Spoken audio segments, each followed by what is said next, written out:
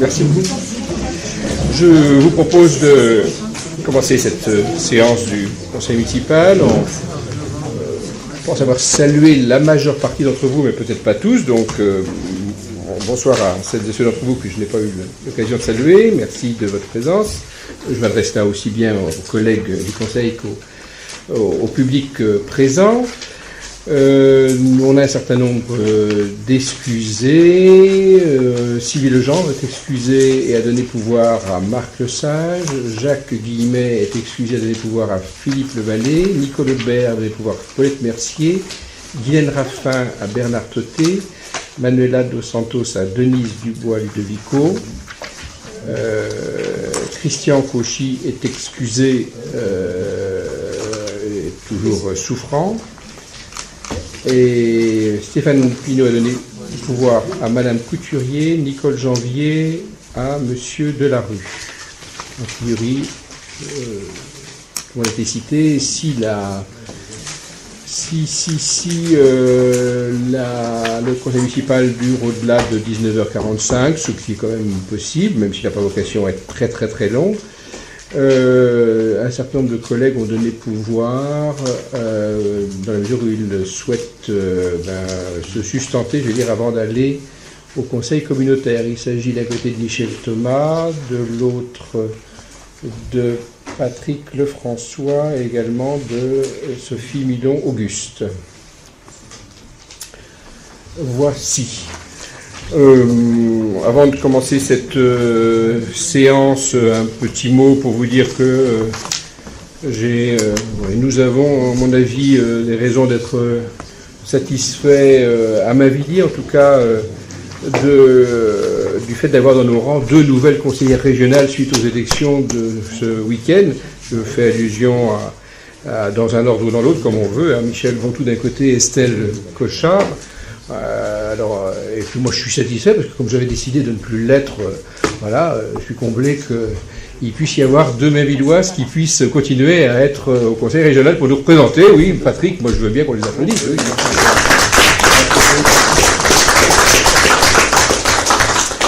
Il y a 2 femmes pour remplacer un homme. Ça, je voulais l'éviter, mais je voulais éviter de le dire. Là, t'as pris des risques. Moi, je dirais que c'est à ça qu'on voit que les femmes sont plus réalistes. Il n'y a pas de malice. Voilà, chacun l'interprétera comme il voudra. Secrétaire. Qui veut bien assurer le secrétariat? Marc, merci à toi. Alors, au menu d'aujourd'hui, des remerciements. Les remerciements, vous les avez. Est-ce que... Non, ils ne sont pas encore affichés à l'écran. Ils vont peut-être l'être, Romain, je suppose. Ça, je pense au public présent. Remerciements du LMPTTA pour l'aide à l'organisation du cross de Sréville. C'est sûr que là, on a... il y a un certain nombre de manifestations sportives qu'on aide un peu plus que les autres, et le cross de Sréville en fait partie. Il y a une aide logistique importante de la part des services de la ville. Bon, l'association du jumelage pour quelque chose de plus modeste et l'établissement français du sang également pour un investissement plus modeste de la ville, mais cependant très important. Ensuite, sur les décisions du maire, rien de particulier. Si ce n'est qu'il y a une convention, peut-être comme vous l'avez vu, qui a été retirée. Elle a été retirée parce que le bénéficiaire, la direction départementale de la sécurité publique d'Eure-et-Loir, en a fait la demande. C'est pas évidemment de notre fait, c'est en plein accord avec eux. Est-ce qu'il y a des questions? Ensuite, il y a le compte-rendu du conseil municipal du 12 novembre. Est-ce que il apporte des remarques de votre part? Pardon? De plus en plus petit. Ah, ça, c'est pour faire des économies, peut-être, non? De papier.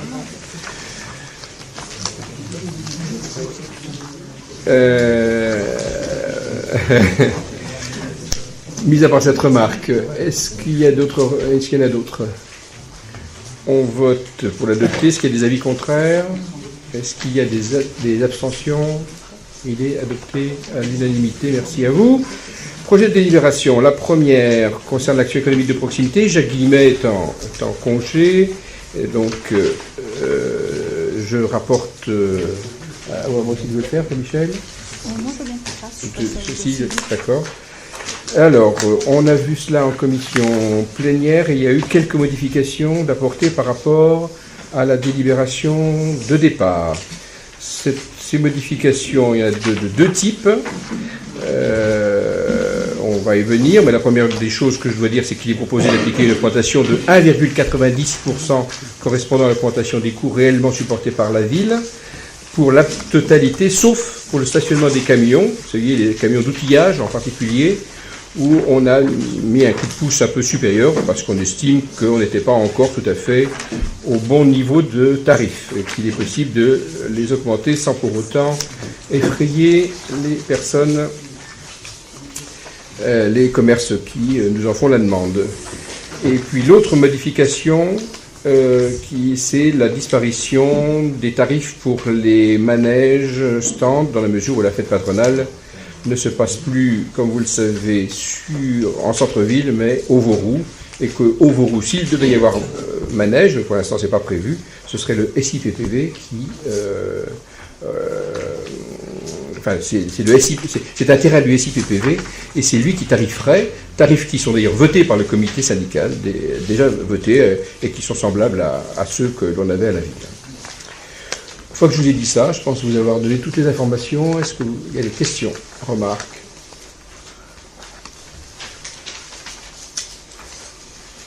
Il semble que non. Nous votons. Est-ce qu'il y a des avis contraires? Est-ce qu'il y a des abstentions? 2 abstentions, c'est bien ça? Pas d'expression? Non, semble-t-il. On passe donc à la délibération suivante. Le cadre de vie, Michel, Thomas, c'est à toi. Hop là.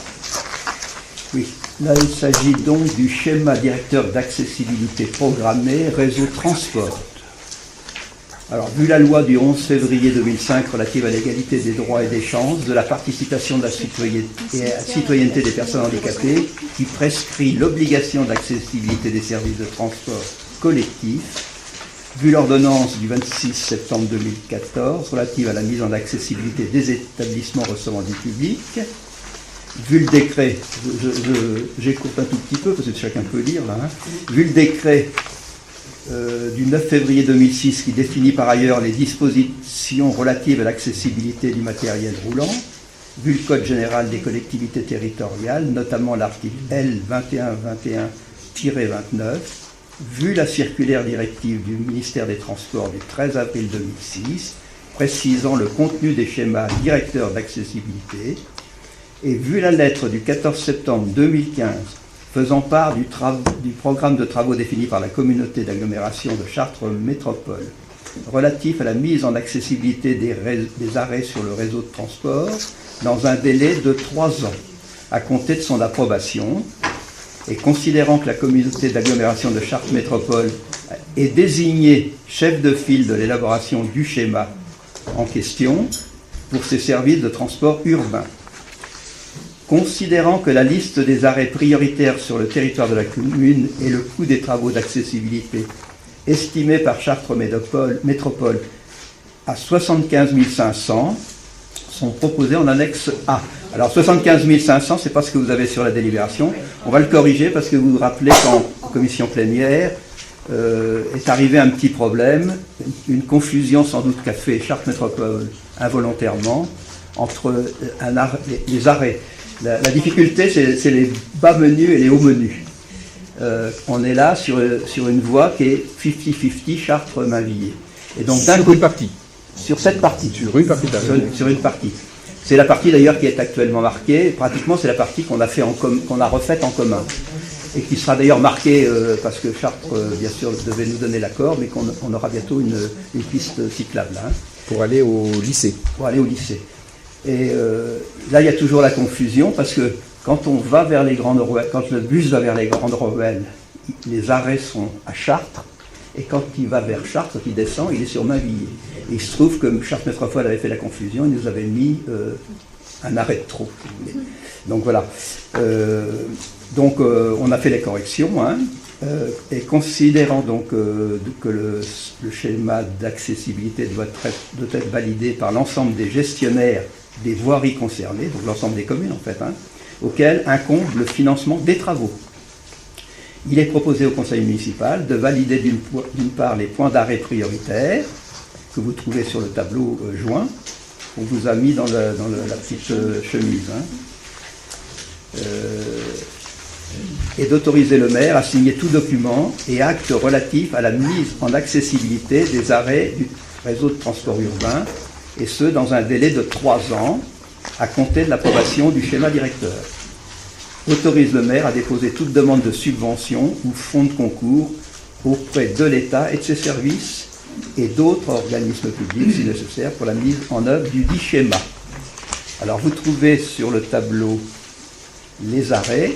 Vous avez en fait 4 arrêts importants en termes de travaux. C'est Anjou, salle des fêtes vers Chartres, donc côté salle des fêtes, clairement. Clinique Saint-François et au menu, en descendant. Ça fait à chaque fois 4 fois 12 500, donc on a là pour 50 000. Et puis des aménagements mineurs, il y a Victor Hugo, là il y en aura 2, et bien fait, donc ça fait un total de 3 fois 8 500. Donc 75 500. Il reste un point que vous trouvez aussi sur le tableau, c'est Curie. Curie, c'est l'arrêt qui est maintenant, qui se trouve rue du 14 juillet, pratiquement à l'intersection avec Joliot-Curie, à droite quand on va vers Intermarché. Et là, il y a une impossibilité technique de faire les travaux, donc c'est classé comme ça, c'est en attente. En fait, ça se finira par un déplacement de l'arrêt, probablement. Je sais pas, bon, voilà.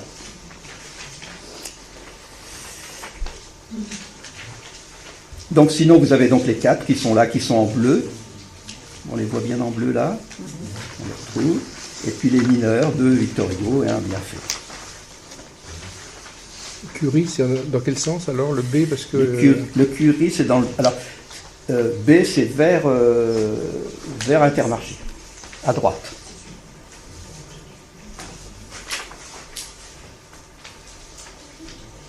Dans tous les cas, le A, c'est vers Chartres. Et le B, c'est oui, vers... mais c'est que là, comme c'est la 10.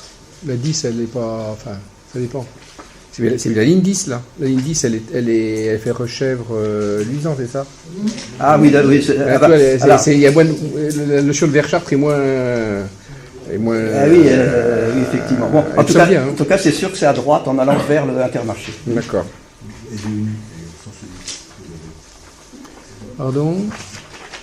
C'est bleu. Alors ça c'est pas le bon schéma. Maintenant, c'est plus ça le schéma. Parce que la boucle aux acacias... Oui, voilà. Si, je crois que c'est le bon. Non, c'était pas bon. Il me semble bien que si. Sur la 10. Ah oui, d'accord. La boucle acacia n'existe plus. Oui. C'est-à-dire que le bus maintenant tourne il va vers les acacias tout de suite. Rue du 19 mars. Voilà, rue du 19 mars, c'est ça. Et puis il revient par le même chemin. La boucle 14 chaînée n'existe plus. Oui, voilà. Pas... C'est pas le dernier schéma, il y a une erreur là. Okay. D'accord, donc si en allant vers Rechèvre, c'est ça? Oui. Tu dis? Oui. C'est bien ça? Le Oui, B? en allant vers Rechèvre, à droite. C'est ce qu'ils appellent Curie B. Voilà, c'est l'intersection Joliot-Curie, presque à l'intersection Joliot-Curie, 14 juillet. Bon. Et là, où les bas menus et les hauts menus qui nous ont un petit peu perturbés. Voilà. Ah oui, les bas c'est là et les hauts c'est là. D'accord. Ah oui, les bas et les hauts sont sur la route commune. Oui, d'ailleurs, et tout de suite, dès qu'on quitte les hauts menus, d'ailleurs, on se retrouve sur Chartres. Oui, après, on va revenir à Mainvilliers. Coutet et Berlioz sont sur Chartres. Ouais. D'ailleurs, à chaque fois, on se fait avoir, quand on tourne à droite sur la rocade sur Gérard Philippe, là, et qu'on fonce tout droit, on finit dans l'impasse. Si on ne prend pas Coutet un petit peu à gauche. Bien sûr. Alors, merci. Est-ce qu'il y a des questions? Des remarques? Simplement, justement, quand même, au menu, c'est bien ça. Bon, ça aurait été peut-être mieux qu'on le sache avant de faire les travaux, pour le coup, que la GLO nous le dise avant. Mais bon, c'est trop tard, mais ça aurait été mieux de les intégrer avec les travaux, je suppose, non? mais voilà. Ouais, vous savez que ça concerne Chartres aussi, d'ailleurs. Ça aurait été mieux qu'ils anticipent, quoi. Autre remarque? Bon. En tout cas, notre vigilance nous a évité de voter 18 500 en trop. Nous votons. Est-ce qu'il y a des avis contraires? Est-ce qu'il y a des abstentions? Nous sommes unanimes. Tu continues avec l'autre délibération. Alors là, il s'agit de la gestion de services, création et exploitation de réseaux, électricité, gaz, télécommunications et de l'éclairage public. Conventionnement provisoire avec la communauté d'agglomération de Chartres Métropole. Bon, là, il faut bien comprendre que c'est que depuis le 21 mai 2015, non, c'est pas le 21 mai 2015, c'est depuis juin, la compétence électricité, éclairage public et aussi télécommunications est transférée à Chartres Métropole. Et que là, en réalité, on est en train de voter sur une délibération de conventionnement, de régularisation. Alors, je le lis, puis après, peut-être je l'expliquerai mieux. Alors, vu les articles 52, 11, blablabla, du Code général des collectivités territoriales, vu la délibération C-2015-02 du Conseil communautaire de Chartres Métropole du 23 février 2015, portant souhait d'extension de compétences en matière de création, d'aménagement, d'entretien et de gestion des installations et des réseaux électriques, d'éclairage public, de gaz, de chaleur, de télécommunications, de haut débit et numérique, ainsi que des services, installations et unités de production associées. Vu la délibération du Conseil municipal du 21 mai 2015 s'abstenant d'émettre un avis du Conseil subvisé, vu la délibération du Conseil communautaire de la communauté d'agglomération de Chartres Métropole du 12 novembre 2015 approuvant la convention cadre de gestion de services, de création et d'exploitation des réseaux et d'éclairage public. Vu l'arrêté préfectoral modifiant les statuts de la communauté d'agglomération Chartres Métropole pour y adjoindre notamment les compétences supplémentaires, à savoir la création, l'aménagement, l'entretien et la gestion des installations et des réseaux d'électricité, d'éclairage public, de gaz, de chaleur, de télécommunications, de haut débit et numérique, ainsi que des services, installations et unités de production associées. Vu le projet de convention adressé par la communauté par lettre du 4 novembre 2015, considérant la possibilité donnée aux communautés d'agglomération de pouvoir confier par convention avec la ou les collectivités concernées la création ou la gestion de certains équipements ou services relevant de leurs attributions, considérant qu'il convient d'assurer la gestion optimale du service, dans la mesure où Chartres Métropole ne dispose pas encore des moyens humains et matériels suffisants pour assurer la réalisation des missions décrites à la présente convention, et afin de laisser le temps à la conduite d'une réflexion plus globale sur la gestion des réseaux, considérant que la convention proposée en annexe A prendra effet à la date de sa notification aux parties et couvre la période allant du 4 juin 2015 au 31 décembre 2015. Il est proposé au Conseil municipal d'approuver la dite convention 6 jointe. En fait, on est en train de régulariser une situation. Chartres Métropole a pris compétence, n'avait pas comme c'est dit là, n'avait pas la capacité à faire, et donc les communes ont continué à fonctionner comme avant. Voilà. Mais c'est pas régulier, donc il faut régulariser. Et c'est ce qu'on vous demande ce soir. Merci Michel. Est-ce qu'il y a des questions? Oui, Bernard.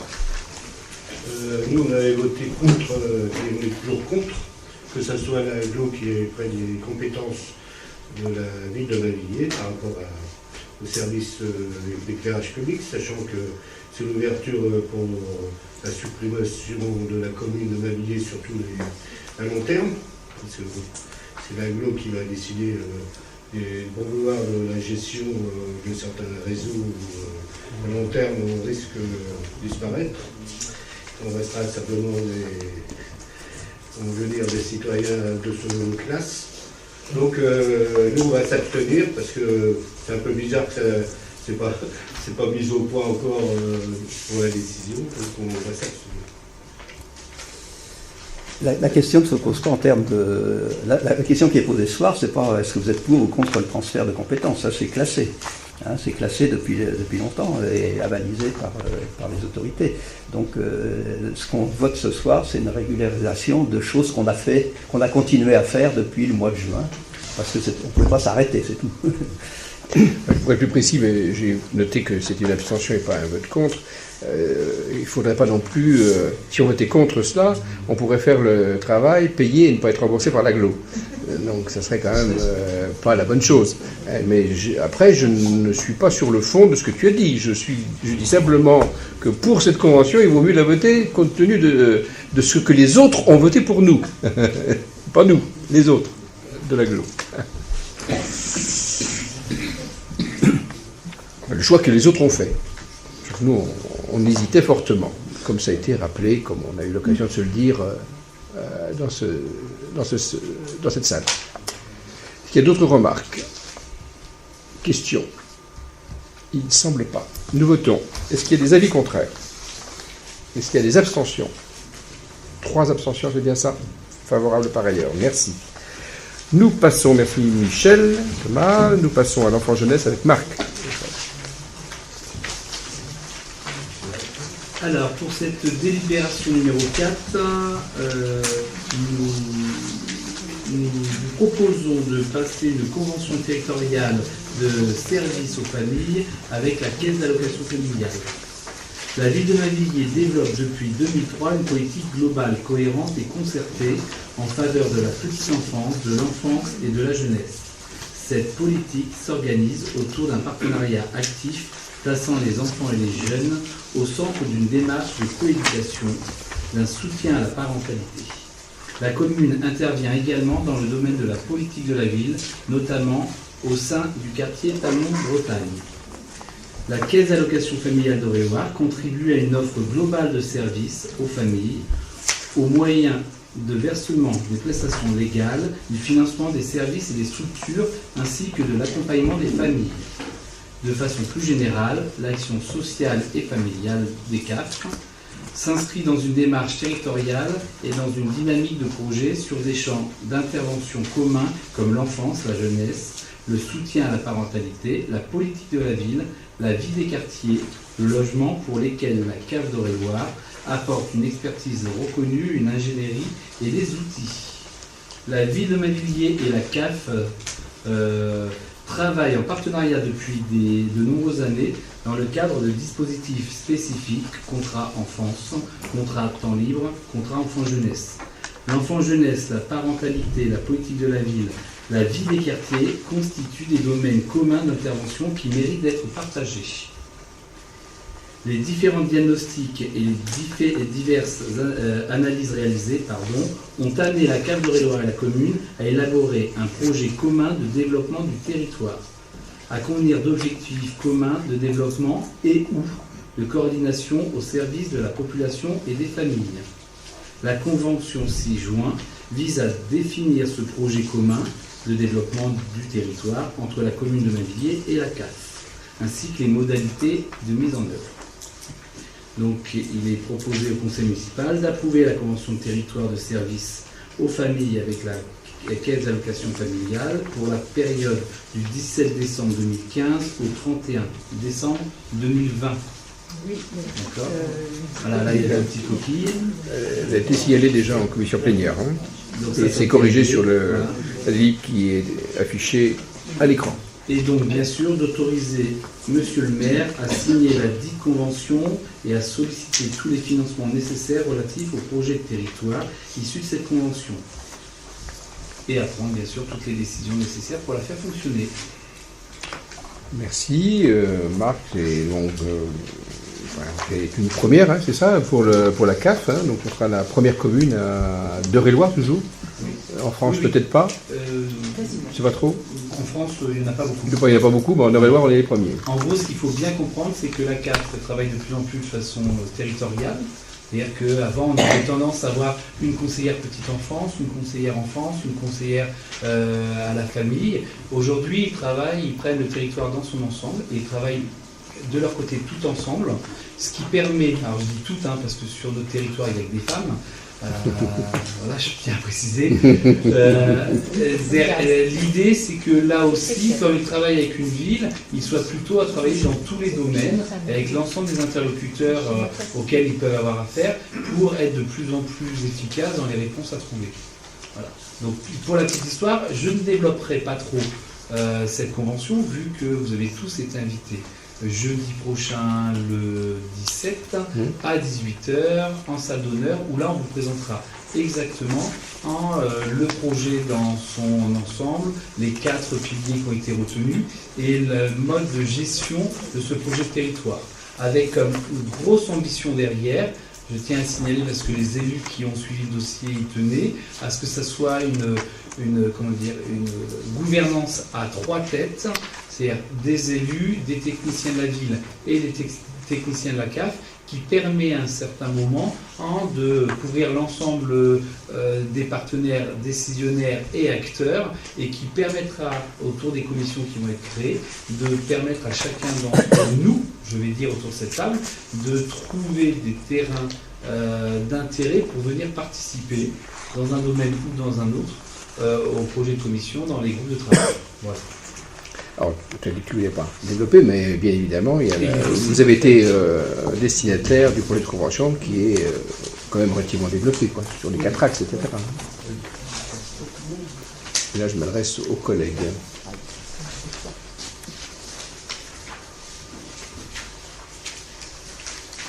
Pas de questions? C'est vrai qu'on a déjà évoqué ça dans la commission plénière, donc on a pu satisfaire un certain nombre de curiosités. On y va, nous votons. Est-ce qu'il y a des avis contraires? Est-ce qu'il y a des abstentions? Nous sommes unanimes. Merci. On arrive aux finances. Philippe, c'est à toi. Donc, il s'agit de la délibération permettant des investissements anticipés par rapport au vote du budget 2016. Cette délibération a pour intérêt de permettre le début des travaux dès le début de l'année, et donc de faciliter la réalisation sur l'année. Donc, selon les règles budgétaires et comptables s'appliquant aux collectivités territoriales, aucun investissement ne peut être engagé, liquidé et mandaté avant l'adoption du budget primitif de l'année, sauf délibération expresse de l'organe délibérant, et dans la limite du quart des montants inscrits l'année précédente, hors remboursement de la dette. De plus, les délibérations approuvant un plan pluriannuel d'investissement permettent d'engager, liquider et mandater les crédits nécessaires au-delà du montant prédéfini auparavant. Donc, si on regarde le montant des crédits ouverts en 2015 en investissement, il y avait 5 847 464,22. Le quart représente donc 1 418 866. A été vu en commission, entre autres, un certain nombre de projets.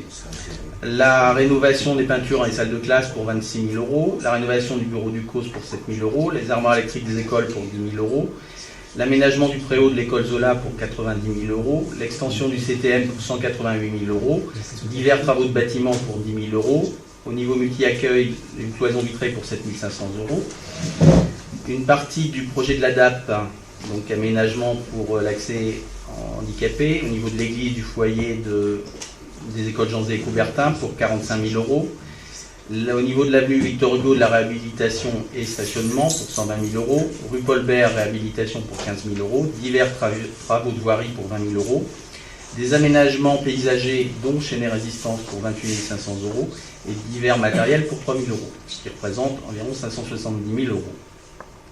Le total des inscriptions anticipées en section de fonctionnement proposées est d'1 million d'euros, répartis de la manière suivante. Donc vous avez le tableau qui est réparti par chapitre, et pour un montant d'1 million d'euros.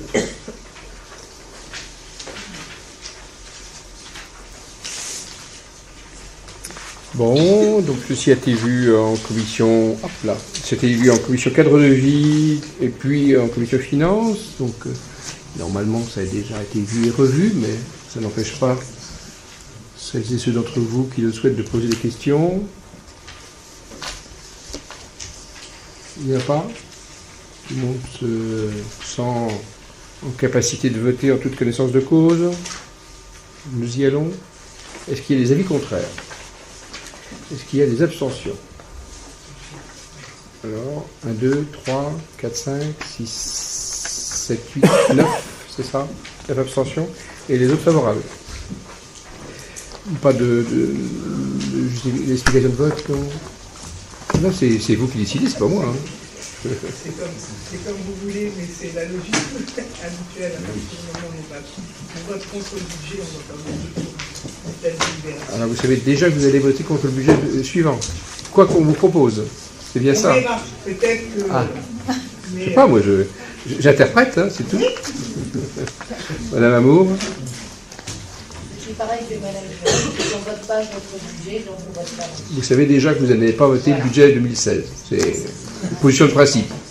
Ah, c'est vachement... C'est très éclairé. C'est très éclairé. D'accord. On continue avec les avances sur les subventions. Oui. Donc... On continue. Non? On continue. Oui, vas-y.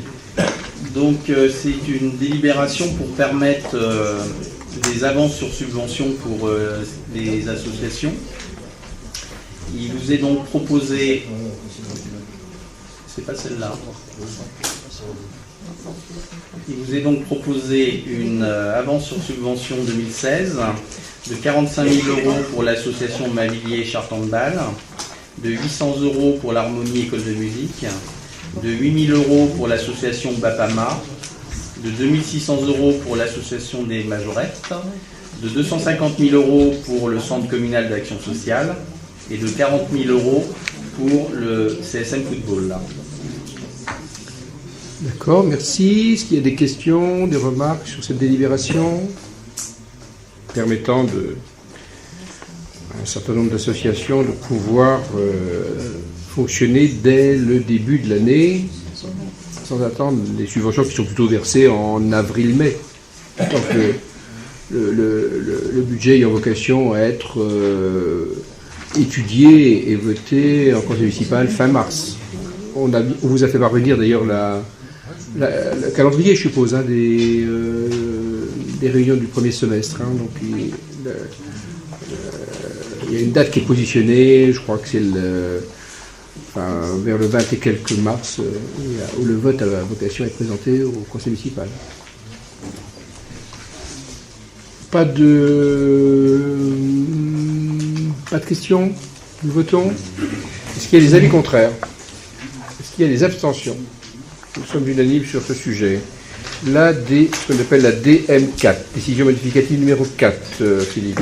Oui, donc il s'agit d'une petite décision modificative pour permettre le versement d'une subvention pour le collège pour un séjour à Verdun.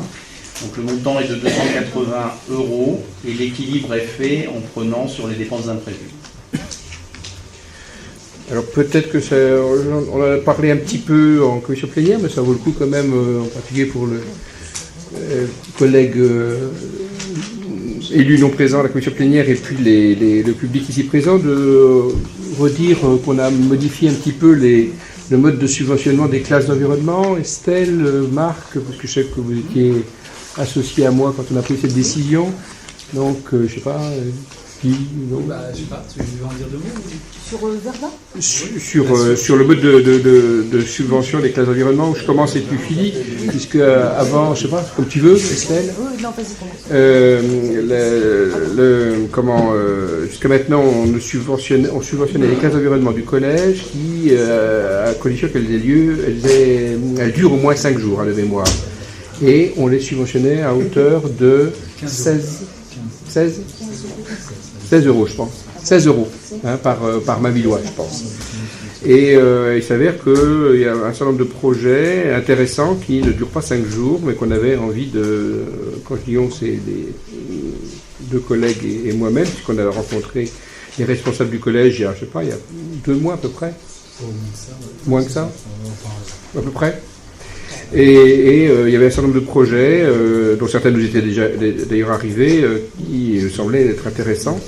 Donc, quelque part, on vous propose, à travers cette décision modificative, à partir de maintenant, de financer à hauteur de 14 € par élève mavillois les séjours de 2 jours, de 15 € par élève mavillois les séjours de 3 jours, de 16 € par élève mavillois les séjours de 4 jours et de 17 € par élève mavillois les séjours de 5 jours. Voilà. Estelle. Et puis ça répond aussi à un besoin du collège de pouvoir anticiper aussi sur son budget. Il y avait ça aussi. Et voilà, donc on était d'accord pour déterminer aussi une façon de fonctionner, mais bien sûr, c'est sur l'intérêt des projets aussi et le fait qu'on soit en accord avec cet intérêt-là. L'autre raison, ils avaient de plus en plus de mal à faire partir l'ensemble des élèves sur des séjours longs. Donc leur stratégie de faire des séjours à 2 jours ou 3 jours, c'est répondre, là les familles ont plus de facilité pour payer et que toute la classe puisse profiter de séjours aussi importants. On a parlé de Verdun il y a quelques secondes, c'est qu'un des projets importants, par exemple, ils allaient 2 jours sur Verdun dans le cadre du programme scolaire pour un peu plus alimenter les élèves en termes de connaissances en allant sur place. Donc voilà, l'idée c'était de dire financer même les séjours plus courts va permettre à faire partir un maximum d'enfants et plus longtemps. Oui. Il y avait aussi, on avait plus posé souvent, la question. Plus souvent, pas longtemps, mais plus souvent. Estelle. On avait aussi posé la question si, en fin de compte, par exemple, nous subventionnons les écoles de Mavilliers dont nous avons la charge, et si le conseil départemental qui a la charge des collèges, des collèges, subventionnait lui aussi les projets. Donc il n'en est rien. Dont l'utilité aussi qu'ils avaient, cette décision qui nous permet quand même de participer, et je rejoins ce qu'a dit Marc, du coup, de pouvoir faire partir quand même un maximum d'enfants de Mavilliers, d'élèves. Ensuite, il me semble que Verdun est une destination qui nous intéresse tout particulièrement. Maryse, en tant qu'adjointe à la citoyenneté, tu as peut-être envie de dire un mot. Enfin, en gros, je te le... Même si tu n'avais pas envie. Voilà, je n'avais pas prévu de parler de Verdun tout de suite, mais bon. Non, mais là, je parlerai que de Verdun. Donc, le jour du 11 novembre, c'est... Non, maintenant, il est éteint. Voilà, là, ça devrait être bon. Le jour du 11 novembre, pour ceux qui étaient présents, vous avez dû entendre dans l'allocution du secrétaire d'État que j'ai lu, qu'on célébrerait en France le centenaire le 29 mai 2016, et en fait c'est le centenaire de la bataille de Verdun. Voilà. Donc Mavilliers, bien sûr, organisera une cérémonie dans ce cadre. C'est pour ça que le thème de Verdun est particulièrement intéressant. On verra comment on peut associer un ensemble de personnes pour cette manifestation. Voilà, vous voyez, tout est dans tout réciproquement. Et c'est comme ça que les choses avancent, quand il y a une synergie entre plusieurs acteurs. Et quand on agit en partenariat. Est-ce qu'il y a des questions, des remarques? Non, il ne semble pas.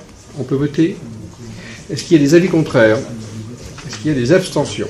Nous sommes unanimes sur cette DM qui est modeste mais financièrement, mais très intéressante en termes de valeur. Ensuite, dernière délibération, un cas financier, Philippe. Donc il s'agit de la demande de DETR, dotation d'équipement des territoires ruraux pour le budget 2016. Donc nous avons vu à un conseil municipal précédent l'agenda d'accessibilité programmée, qui est concernant 17 ERP pour un montant de 911 860 € hors taxe, soit plus d'1 094 232 TTC, et planifié sur 6 années. Il est donc proposé de reprendre les prévisions des exercices 2016 et 2017 qui concernent notamment le foyer Marie-Hélène Foucard, l'église Saint-Hilaire et les groupes scolaires Coubertin, Jonzé, Gambetta et Victor Hugo. Sur cette base, nous avons un montant de 235 000 € hors taxe ou 282 000 € TTC, et il est demandé, enfin on espère en tout cas, un subventionnement au titre de la DETR de l'ordre de 20%. Et donc ce qui nous ferait au niveau communal 80% à financés, soit 188 000. Il doit manquer quelque chose là. Oui, ça doit être 188 000 euros. Il manque un zéro. Hors taxe. Voilà, l'erreur est réparée.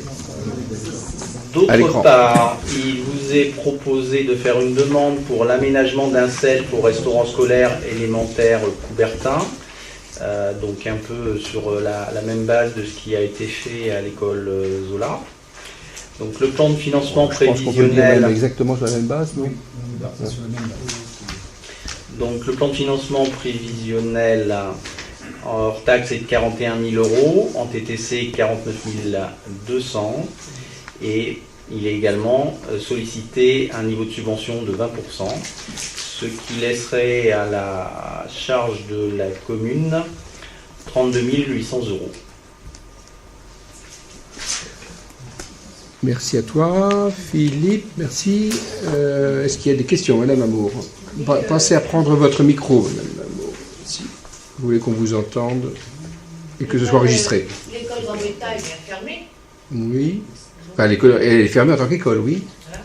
Mais comme là, vous demandez justement les activités, mais dans cette école-là, c'est pas la peine. Et que Coubertin, Janzay, il n'est pas là. C'est parce que c'est marqué. Oui, d'accord. Parce que même si elle est fermée en tant qu'école, elle peut servir à un autre usage. Et de toute façon, alors, elle pourrait servir à... Non, oui et non. Elle sert à un autre usage actuellement, et elle pourrait continuer à servir à cet usage-là, voire même à un usage plus important. Et dans ce cadre-là, il y aurait, on en a discuté dans le conseil municipal précédent, je crois, il y aurait nécessité d'installer un ascenseur. Autre question ?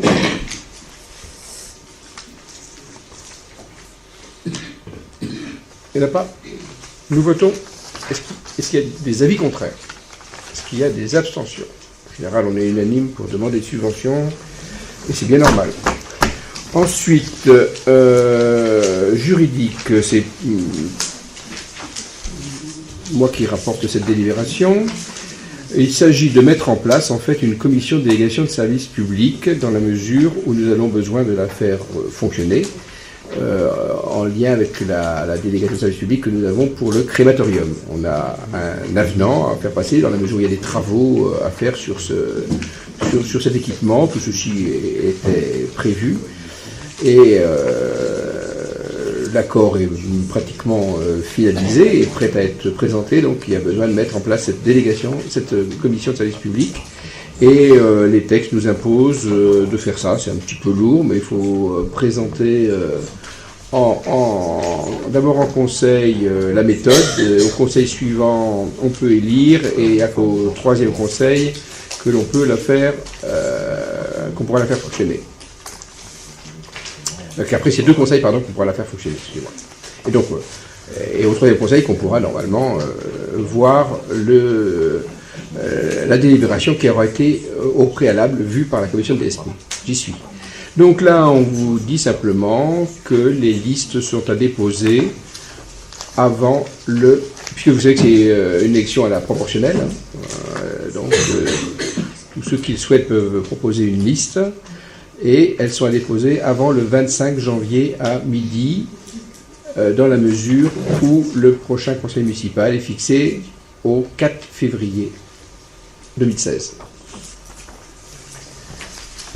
Est-ce qu'il y a des questions sur ce sujet? Remarques? Il me semble que non. Nous y allons, nous votons. Est-ce qu'il y a des avis contraires? Est-ce qu'il y a des abstentions? Nous sommes unanimes. Merci à vous. Nous arrivons aux ressources humaines. Jean-Yves, c'est à toi.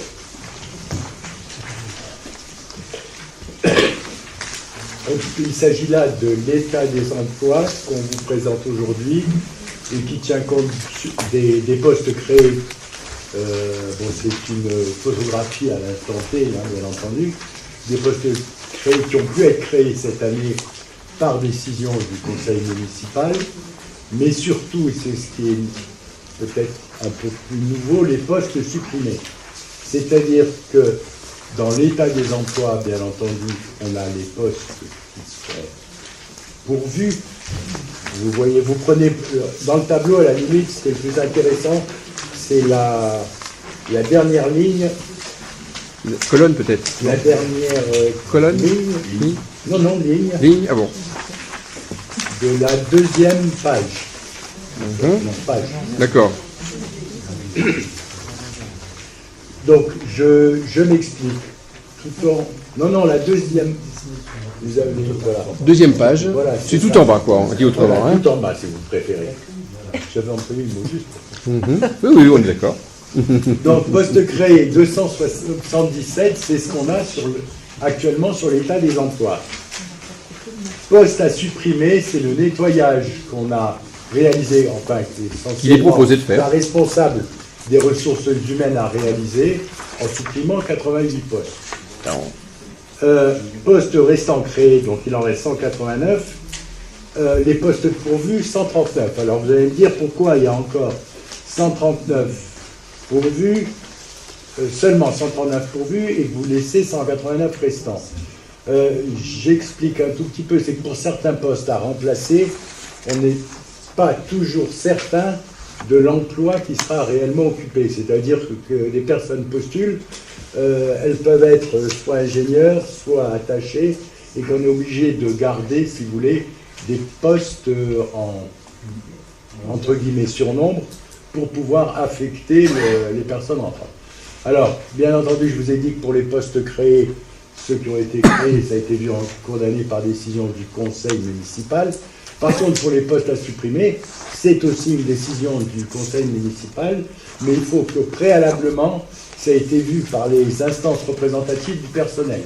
Donc, avant le passage en conseil municipal, nous avons présenté, je crois que c'est lundi dernier, en comité technique, ce tableau qui a été approuvé par les instances du personnel.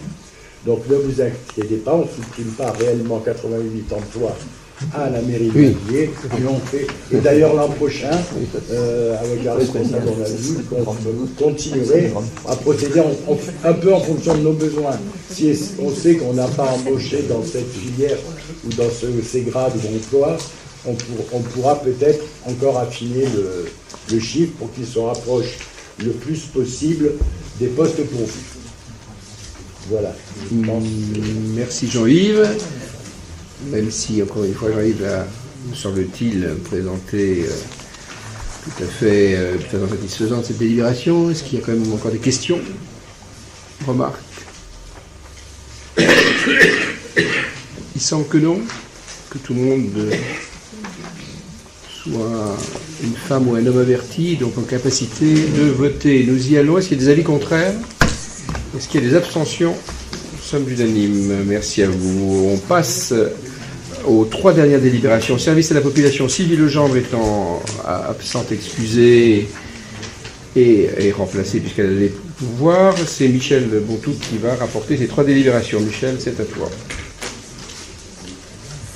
Donc nous passons à la délibération numéro 11 qui concerne donc le recensement de la population et la rémunération des agents recenseurs. Donc les objectifs du recensement restent les mêmes, déterminer la population légale de la France et de ses circonscriptions administratives, décrire les caractéristiques de la population et ses conditions de logement. Alors en ce qui concerne Mainvilliers, commune de plus de 10 000 habitants, un échantillon d'adresses correspondant à 8% des logements est recensé chaque année par sondage, du 21 janvier au 27 février 2016. Le recensement reste sous la responsabilité de l'État. La réalisation des enquêtes repose sur un partenariat étroit entre la commune et l'Institut national de la statistique et des études économiques. L'INSEE organise et contrôle la collecte des informations. La commune prépare et réalise l'enquête de recensement et reçoit à cet effet une dotation forfaitaire d'un montant de 2 173 €, notamment pour l'année à venir. Les enquêtes de recensement sont effectuées par des agents qui sont recrutés à cette fin. Leur désignation et leur rémunération sont de la seule responsabilité de la commune. Comme l'an passé, il est proposé de les rémunérer au prorata du nombre de réponses qu'ils auront collectées personnellement ou via Internet, suivant un barème qui vous est proposé, donc feuille de logement, fiche d'adresse ou logement non enquêté, dossier d'adresse collective, pour 0,60 €. Bulletin individuel 1,14 €. Les séances de formation et la tournée de reconnaissance des immeubles seront rémunérées à hauteur de 30 € chacune. Une indemnité forfaitaire destinée à couvrir les déplacements et communications téléphoniques de 100 €. Ces taux sont nets de cotisation sociale. Cette proposition s'appuie à la fois sur la hausse de 0,84 % du SMIC en 2015 et sur la volonté de revaloriser les indemnités forfaitaires afin de tenir compte de la spécificité et de l'importance de cette mission, dont la qualité garantit le montant des dotations allouées à la commune. Oui, merci. Effectivement, on a revalorisé de façon un peu plus importante, effectivement, les deux comment on appelle ça, indemnités forfaitaires. Voilà. Ceci dit, cela signifie qu'on dépense évidemment un petit peu plus que la dotation que donne l'État pour faire ce travail. C'était déjà le cas l'an dernier. On a donné un petit peu plus parce qu'on estime que c'est nécessaire. Philippe, vous avez certainement déjà entendu notre adjoint aux finances, Philippe Levalet, dire que la DGF est bien évidemment calculée sur la base de la population de la commune et que voilà, plus cette population est juste, mieux c'est pour nous. Donc il s'agit de rémunérer correctement ces personnes qui ont un travail évidemment sur une courte période. Et un peu fastidieux, puis parfois difficile à faire.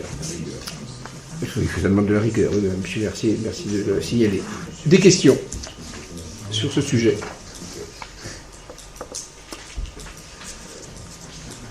Non? C'est bon? On peut voter. Est-ce qu'il y a des avis contraires? Est-ce qu'il y a des abstentions? Nous sommes unanimes. Merci à vous et merci pour les deux personnes qui vont être recrutées, sachant qu'elles ont vocation pour l'instant à être les mêmes que celles de l'an dernier, mais on n'en est pas encore sûr. Si c'est définitif, pas tout à fait. Hein. On voit seulement. Délibération suivante. Tarif de location des salles où Sylvie Legendre et les services, en particulier Mme Montguillon, mais Jamila Adjeroud aussi, ont fait un travail important en disant avec moi, mais moi je n'ai participé qu'à quelques séances. Michel, c'est à toi. Donc là, nous abordons le tarif de location des salles sur la commune. Donc il est proposé une refonte des tarifs. Alors vous avez un dispositif. Alors je ne sais pas si je reprends tout le dispositif général, les gratuités et les autres dispositions. Peut-être pas. On va aller directement. À la tarification 2016. S'il y a quand même peut-être un point à dire, c'est le forfait chauffage qui est nouveau. Oui, c'est ça. Qui s'ajoute au prix d'allocation de la salle des fêtes. Oui. Et ça pour une période du 15 octobre au 15 mai. Oui. Voilà. Pour toute occupation gratuite ou à titre onéreux. Oui. Voilà. Je ne sais plus s'il y avait encore une modification. Le vendredi. Sylvie est effectivement présentée de façon assez complète lors de la commission plénière, mais le vendredi, oui, c'est ça. Le vendredi devient un jour de week-end. Un jour de week-end. Voilà. Dans les modifications importantes. Et puis les 4 jours ouvrés. Les 4 jours ouvrés pour la demande de location. Voilà. Ce sont les... Et puis quand même le nombre de gratuités pour des associations aussi. Hein. Peut-être qui ne sont pas les mêmes pour la salle des fêtes, les jardins familiaux, les salles Nemo. Victor Hugo, il n'y a pas de changement. Pour toutes les autres salles, il y a des changements pour les associations. Mais modifications qui sont globalement en accord pour 90-95% avec ce qui se pratiquait. Hein.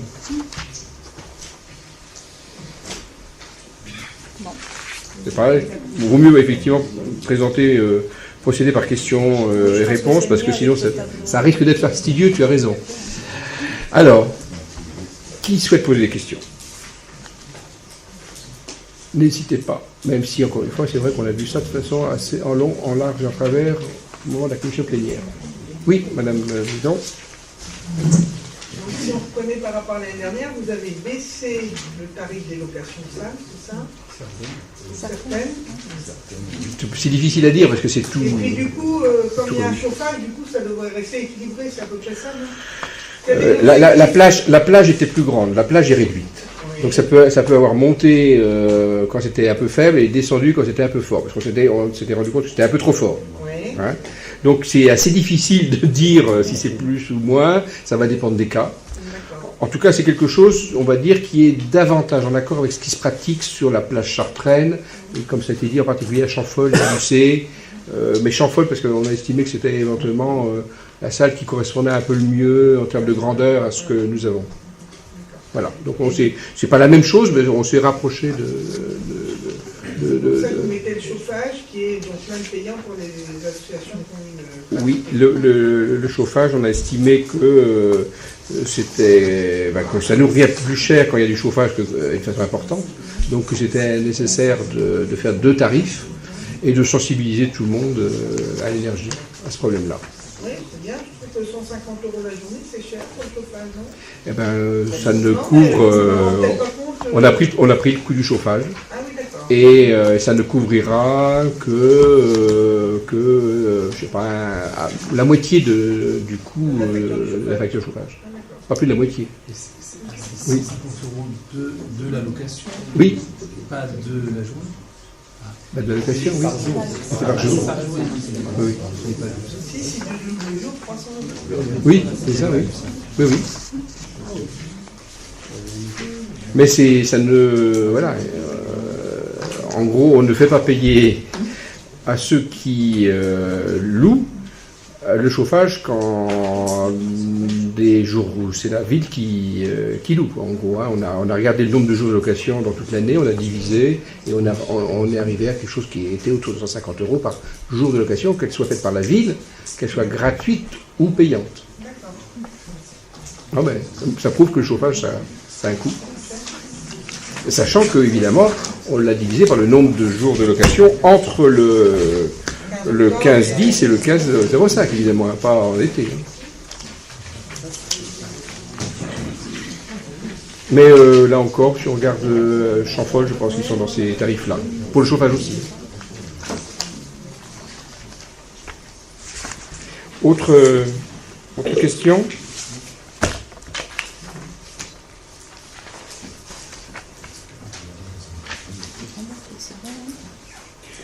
Pas d'autres questions ?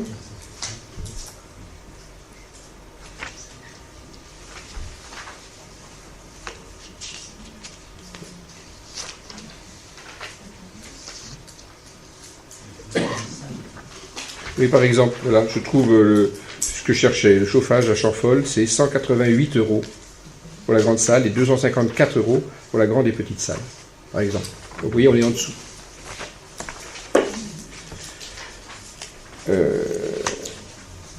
Autre question ? Il n'y en a pas ? Nous votons ? Est-ce qu'il y a des avis contraires ? Est-ce qu'il y a des abstentions ? Nous sommes unanimes, semble-t-il. Merci à vous. Et on continue avec le cimetière. Donc la délibération numéro 13. Donc suite à la volonté de réduire l'écart entre les recettes de ce service et les coûts de fonctionnement de celui-ci, il est envisagé d'augmenter de 10% les tarifs chaque année pendant 5 ans. En conséquence, pour la deuxième année, il est proposé la revalorisation suivante. Donc vous avez le tableau qui s'affiche avec les tarifs 2015 et la nouvelle proposition, et ce, suivant les différentes les concessions, les superpositions, location de caveaux, le columbarium et les camions, les dépodiums. Voilà.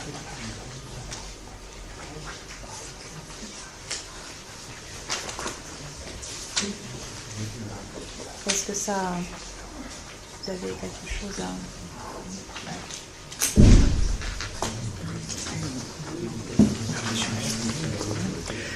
Merci Michel. Est-ce qu'il y a des questions ? Oui, monsieur Mélard. Au niveau des coûts de fonctionnement, est-ce qu'il n'y a pas de possibilité de faire des économies ? C'est évidemment une bonne question comme sur tout coût de fonctionnement. Je ne me rappelle pas qu'on en ait trouvé. Côté, oui, qui voit cela, Michel, Thomas et toi, un peu qui est responsable d'une partie du moins. Oui, mais après... Je suis bien incapable de donner une information intelligente. Il y a les columbariums, par exemple. L'achat de columbarium, c'est par exemple coûteux, je sais. Enfin, le prix de l'achat est élevé, par exemple. Voilà une réponse. Et ça, on met en concurrence. On achète a priori pas le moins 10 ans. Enfin, je sais que vous êtes théoriquement, professionnellement au courant de ce type de sujet. On est sur le mieux 10 ans, donc on essaie d'acheter le mieux possible. Donc il semble qu'on fait pour le mieux à ce niveau-là. Pour le reste, c'est l'entretien. Alors par exemple, l'entretien, s'il y a une réponse qu'elle a donnée, c'est que comme on ne veut pas, on veut éviter d'utiliser les intrants pour des raisons écologiques, ça nous demande un peu plus de main-d'œuvre, par exemple, donc certainement un coût un peu plus élevé en termes d'entretien. Mais là, on n'a pas forcément envie de revenir en arrière, parce que là, ou alors ça veut dire qu'on ne serait plus en accord avec notre charte zéro pesticide. Voilà. Non, on n'a pas trouvé de moyen de réduire. Et on était quand même significativement en dessous, c'est-à-dire plutôt à moins de 50% de produits par rapport aux dépenses. Oui, Madame Millon. Alors nous, c'est juste pour expliquer qu'on va voter contre cette délibération. On avait déjà voté contre l'année dernière. Par contre, juste une petite remarque. À partir du moment où vous avez fait un prix de revient, et donc vous dites que là, même avec les 10%, on est encore en dessous du prix de revient. Même oui. Avec 5 hausses de 10%, voilà. Avec 5 hausses, on sera toujours en dessous. Donc moi, je trouve que la majoration d'un tiers des tarifs pour les demandes émanant des personnes extérieures, dans ce cas-là, à mon avis, ne me paraît pas suffisante. Parce que moi, je serais d'avis que les gens de l'extérieur qui demandent à être sur Mainvilliers, qui payent au coût de revient, ça me paraît... Voilà. Par contre, pour un Mainvillois qui a vécu à Mainvilliers et qui malheureusement décède et a besoin d'une place au cimetière, que ça coûte un peu à la ville, ça me dérange beaucoup moins. Sachant qu'il aura participé pendant qu'il vivait à Mainvilliers. Pour les personnes extérieures, le problème c'est que, pourquoi pas, sauf que souvent, ceux qui sont extérieurs à la commune, c'est souvent quand même qu'ils ont un... D'abord, il y en a très peu, en fonction du règlement, et souvent ils ont quand même un lien avec Mainvilliers. S'ils viennent là, c'est qu'il y a un lien. D'accord. Donc moi je veux bien qu'on fasse davantage, mais c'est ça peut être des gens qui ont vécu à Mainvilliers longtemps, qui sont partis, et puis qui sont revenus. C'est une proposition, je suis pas contre. Alors ensuite, c'est pas comme vous voulez, c'est pas moi, j'ai le conseil, d'accord. Ensuite, sur le coût, vous dites c'est cher, je crois qu'en commission plénière, je dis, c'est pas forcément non plus le coût le plus important dans les obsèques. D'accord. Philippe, tu voulais dire quelque chose ? L'idée que je voulais dire, d'accord. Que c'est pas forcément le nombre d'années vécues et pas proportionnel au fait d'être encore sur la commune ou pas. Et on peut notamment avoir des personnes âgées qui, sur leur fin de vie, vont aller dans une maison de retraite sur une autre commune et qui auront vécu la grande majorité, par exemple, de leur vie à Mainvilliers. Donc dans ce cas-là, vous les excluez, par exemple. Ce qui, personnellement, ne me paraîtrait pas très juste. Actuellement, ils sont exclus. De toute façon, ils payent 30%. Oui, c'est pas ils ont acheté avant nous. Soit ils ont acheté avant, soit ils ne payent qu'un tiers en plus. Non, ils peuvent encore... on peut être en maison. Oui. Maryse. On peut être en maison de retraite, mais toujours être propriétaire sur la commune de ça. Mainvilliers, par exemple. Oui, c'est des personnes âgées, donc voilà, on est Mainvillois. Qu'est-ce qui se passe ? Le tiers, il est ici parce qu'on l'a pratiqué à d'autres endroits, en fait. Mais moi, je veux bien être un peu plus, s'il y a une demande dans ce sens. Bon, mais encore une fois, vous savez bien que ceci, on ne l'a pas fait de gaieté de cœur, c'est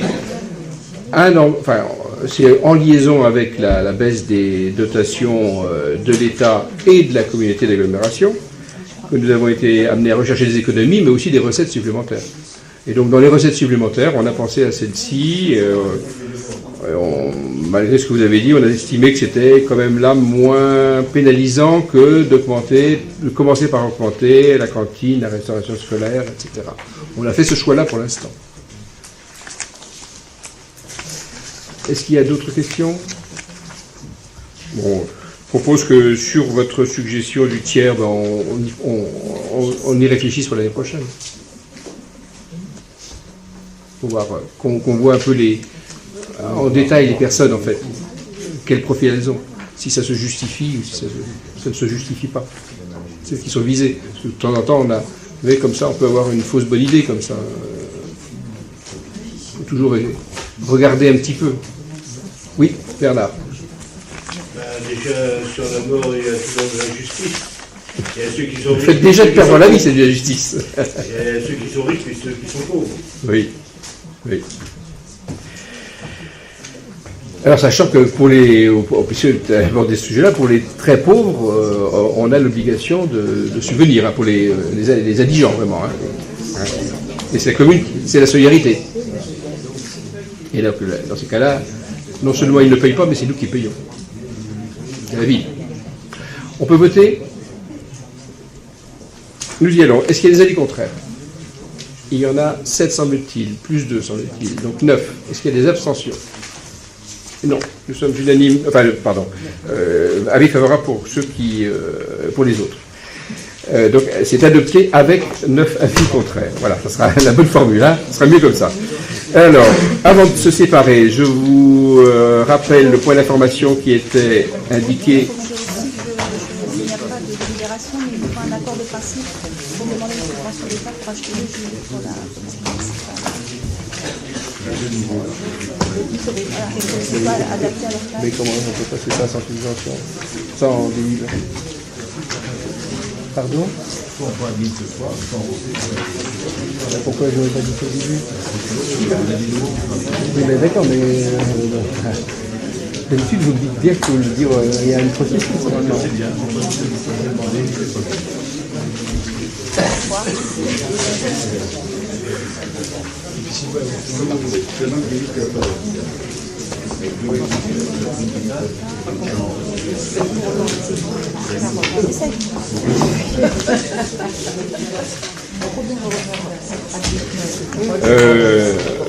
Pardon, donc premièrement des informations.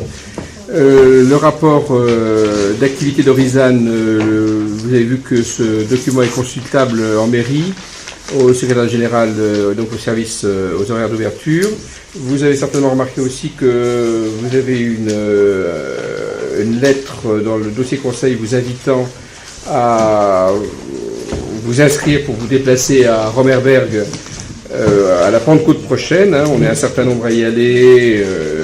Voilà, il y a des nouveaux membres dans le conseil et je fais appel à ceux qui ne se déplacent pas encore pour pouvoir le faire s'ils le peuvent. Je viens d'apprendre, alors c'est quelque chose qu'on a su, pardon alors. Qu'on a su ça? Il y a l'agent qui est arrivé ce matin, qui a procédé par la... Donc on a... Voilà, un autre agent pour lequel il est pas donc on a donc deux nouveaux agents. On n'a pas tout à fait suffisamment anticipé. Donc ce qu'il faudrait, c'est qu'on ait la délibération qu'on a votée, le conseil municipal précédent, c'est-à-dire... On a demandé une subvention d'État pour 2 gilets pare-balles. Ah, ça demande une subvention. Voilà. Il faudrait transformer le 2 en 4, c'est ça? Non, on va laisser la dernière délibération et prendre une deuxième. Autrefois, on avait pris ça pour les SVP, si vous rappelez. Et là, on a 2 nouveaux agents dont les gilets ne sont pas adaptés à leur taille. Bon. Alors, donc normalement, j'aurais dû en début... Moi, je viens de tout apprendre là, hein, donc il y a 2 minutes. Hein. Bon, ça ne fait pas partie des choses que j'apprécie particulièrement, mais c'est comme ça. Normalement, j'aurais dû vous demander en début de séance si vous étiez d'accord pour ajouter une délibération. Il aurait dû y avoir aussi une délibération faite par les services. Tout ceci n'a pas été fait, vous l'avez compris. Donc, mais je vous demande si vous êtes d'accord pour agir oralement, déjà. Est-ce qu'il y a, maintenant que vous connaissez le sujet, est-ce que vous êtes d'accord pour agir oralement, sans délib? Il n'y a pas d'avis contraire de personne? Il suffit qu'il y ait un avis contraire pour que je ne fasse pas baisser. Vous êtes d'accord? Donc, on ajoutera donc une délibération demandant des subventions, demande de subvention pour 2 gilets pare-balles supplémentaires. Merci à vous. Ah, pardon, j'ai encore une dernière information à donner. Vous savez que nous avons évoqué là déjà... Merci. Merci. Merci. Donc, 1, vous êtes d'accord pour qu'on la mette. 2, on l'a fait voter. Est-ce qu'il y a des avis contraires? Est-ce qu'il y a des abstentions? 3 abstentions, c'est ça? D'accord, les autres sont favorables. Merci.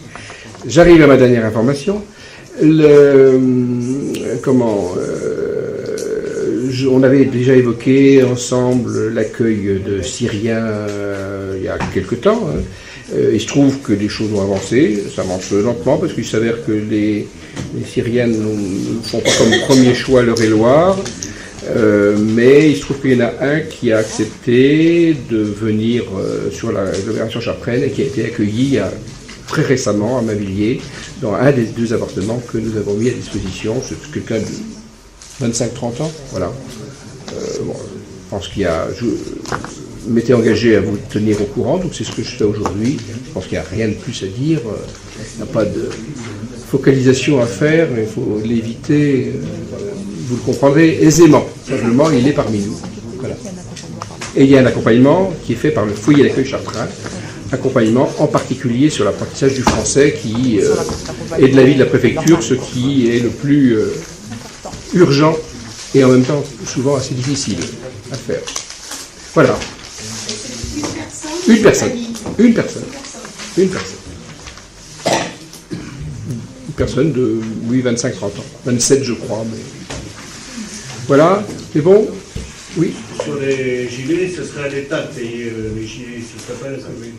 C'est pour ça que oui. On demande une subvention quand même, hein, mais on demande une subvention à l'État. On demande une subvention, puis quand même la sécurité, c'est quand même un point essentiel pour nos agents, Bernard. Donc ne pas avoir de gilet ou avoir un gilet qui n'est pas adapté à sa taille, dans la pratique courante, c'est quand même quelque chose qui peut être dommageable. Même si effectivement, comme tu disais tout à l'heure, il suffit de tirer dans la tête, mais parfois, heureusement, les gens tirent dans le corps, et donc du coup, ça permet quand même beaucoup d'éviter d'accidents graves. Moi, je voudrais dire c'est bon. Que les balles terroristes ne font pas de distinguo. On s'arrête là. Merci à tous et bonne fin d'année.